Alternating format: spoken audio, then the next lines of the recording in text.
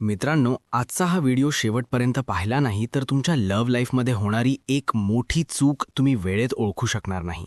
कारण मे 2026 मध्ये मेष राशीसाठी एक अत्यंत शक्तिशाली आणि धोकादायक ग्रहयोग तयार होत आहे, जिथे शुक्र आणि राहू यांचा संयोग आकर्षण प्रचंड वाढवतो, पण निर्णय क्षमता पूर्णपणे ढासळतो. आणि त्याचवेळी मंगळाची अस्थिर ऊर्जा तुमच्या भावनांना इतकी वेगाने ढकलते की तुम्ही विचार न करता निर्णय घेऊ शकता. आणि सुरुवातीला सगळं अगदी योग्य वाटत असलं तरी शेवटी याच निर्णयामुळे इमोशनल नुकसान होण्याची शक्यता खूप जास्त आहे. म्हणून हा व्हिडिओ पूर्ण पाहणं खूप गरजेचं आहे, कारण शेवटी मी सांगणार आहे असा उपाय जो हा नकारात्मक प्रभाव कमी करू शकतो. आता सुरुवात करूया सिन्नल लोकांपासून, कारण या महिन्यात तुमच्या आयुष्यात एखादी व्यक्ती अचानक येण्याची प्रबळ शक्यता आहे आणि तुम्हाला त्या व्यक्तीकडे प्रचंड आकर्षण वाटेल.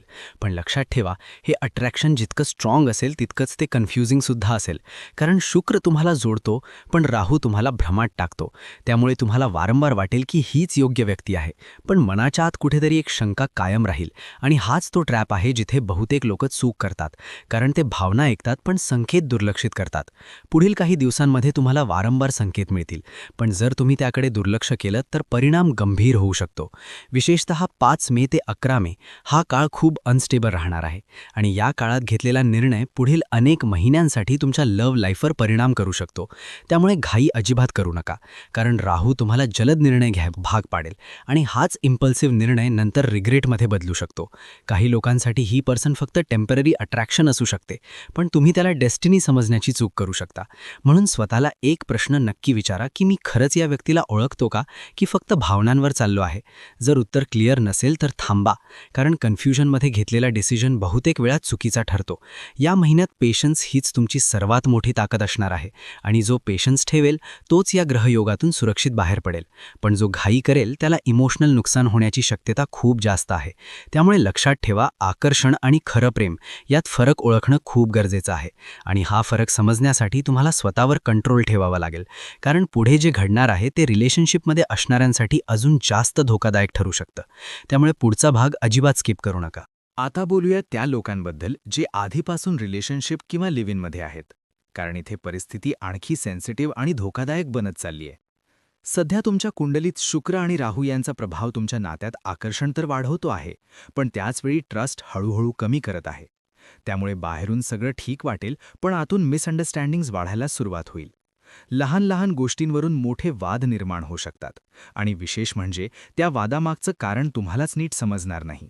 कारण राहू इल्युजन तयार करतो आणि तुम्हाला वाटू लागतं की पार्टनर चुकीचा आहे, पण खरं वास्तव वेगळं असू शकतं.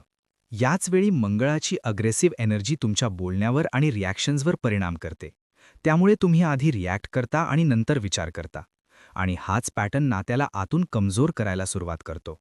विशेषतः 9 मे ते 16 मे हा काळ खूप क्रिटिकल आहे.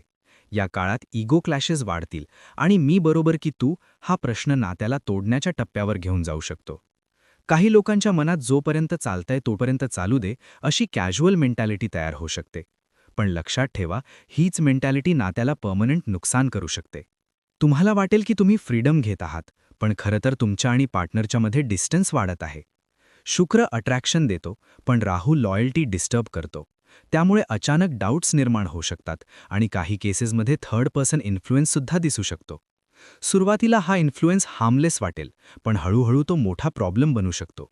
जर तुम्ही पार्टनरच्या शब्दांपेक्षा तुमच्या अझम्पशन्सवर जास्त विश्वास ठेवत असाल तर सावध राहा, कारण या काळात कम्युनिकेशन ब्रेकडाऊन होण्याची शक्यता खूप जास्त आहे.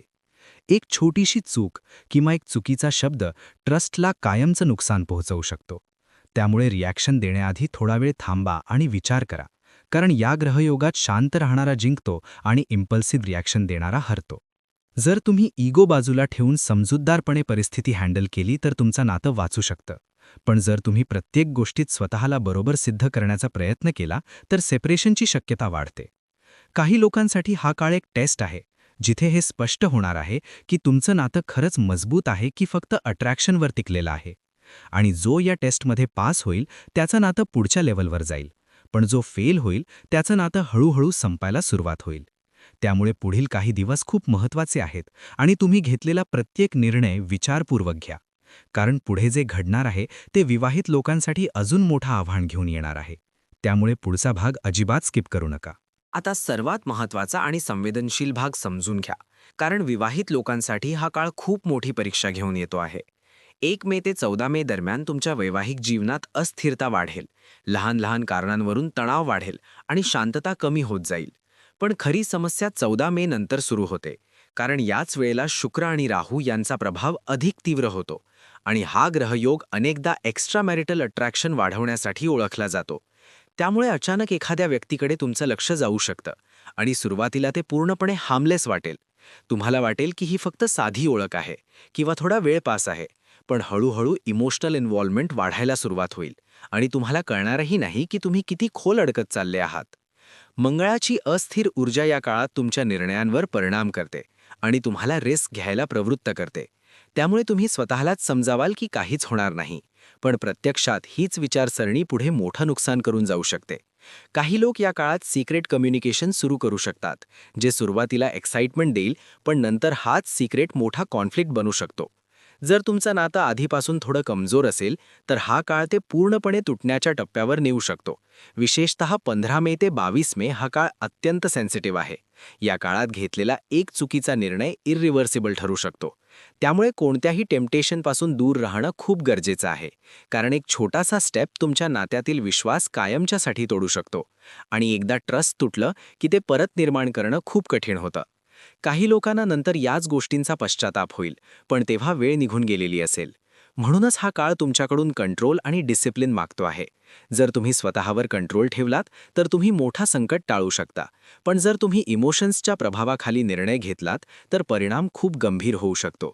त्यामुळे स्वतःला वारंवार आठवा की हे अट्रॅक्शन टेम्पररी आहे, पण त्याचे परिणाम परमनंट असू शकतात आणि हा एक विचार तुम्हाला चुकीच्या मार्गावर जाण्यापासून थांबवू शकतो.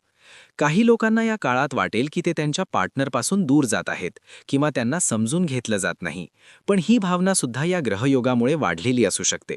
त्यामुळे कोणताही मोठा निर्णय घेण्याआधी शांतपणे विचार करणं खूप गरजेचं आहे, कारण हा काळ तुम्हाला चुकीच्या दिशेने ढकलण्याचा प्रयत्न करतो आहे आणि जो या काळात स्वतःला कंट्रोल करू शकतो, तोच आपलं नातं वाचवू शकतो. आता पुढे आपण पाहणार आहोत, जे लोक सध्या नो कॉन्टॅक्ट सिच्युएशनमध्ये आहेत, त्यांच्यासाठी हा काळ काय संकेत देतो, कारण इथे डिसेप्शन आणि कन्फ्युजन अजून जास्त वाढू शकतो. त्यामुळे पुढचा भाग अजिबात स्किप करू नका. आता शेवटचा आणि खूप महत्त्वाचा भाग समजून घ्या. जे लोक सध्या नो कॉन्टॅक्ट सिच्युएशनमध्ये आहेत, त्यांच्यासाठी हा काळ खूप सेन्सिटिव्ह आहे. कारण राहूचा प्रभाव इथे डिसेप्शन आणि कन्फ्युजन वाढवतो. त्यामुळे तुम्ही पुन्हा कनेक्ट होण्याचा प्रयत्न कराल आणि काही संधीसुद्धा मिळतील. पण सावध रहा, कारण समोरची व्यक्ती पूर्णपणे जेन्युइन असेलच असं नाही. सुरुवातीला सगळं पॉझिटिव्ह वाटेल, पण नंतर रियालिटी बदलू शकते. काही लोकांसाठी ही रिकनेक्ट अटेम्प्ट फक्त टाइमपास ठरू शकते आणि तुम्ही इमोशनली इन्व्हेस्ट झाल्यावर समोरची व्यक्ती दूर जाऊ शकते. त्यामुळे कोणावरही आंधळेपणाने विश्वास ठेवू नका. विशेषतः 18 मे नंतर कन्फ्युजन वाढण्याची शक्यता जास्त आहे. त्यामुळे पेशन्स ठेवणं खूप गरजेचं आहे. आता या सगळ्या नकारात्मक प्रभावातून बाहेर पडण्यासाठी काही सोपे पण प्रभावी उपाय समजून घ्या. दररोज गणपतीची उपासना करा आणि शक्य असल्यास काळ्या पांढऱ्या कुत्र्याला पोळी खाऊ घाला. यामुळे राहूचा नकारात्मक प्रभाव कमी होतो. शनिवारी काळ्या कापडात नारळ आणि 11 बदाम बांधून वाहत्या पाण्यात सोडा. यामुळे अडथळे दूर होतात. दररोज हनुमान चालीसा वाचा आणि मंगळवारी हनुमानाला प्रसाद अर्पण करा. यामुळे मंगळाची अस्थिर ऊर्जा संतुलित होते. आणि शेवटी सर्वात महत्त्वाचं लक्षात ठेवा, ग्रहयोग दिशा दाखवतो, पण निर्णय तुमचा असतो. जर हे तुमच्या आयुष्यात घडत असेल किंवा तुम्हाला असं वाटत असेल, तर हा व्हिडिओ सेव्ह करून ठेवा आणि पुढील अपडेटसाठी सबस्क्राईब करा, कारण पुढील काही दिवसांमध्ये अजून महत्त्वाचे संकेत मिळणार आहेत. पुढच्या दिवशी पुन्हा भेटूया. अमोघ चॅनल.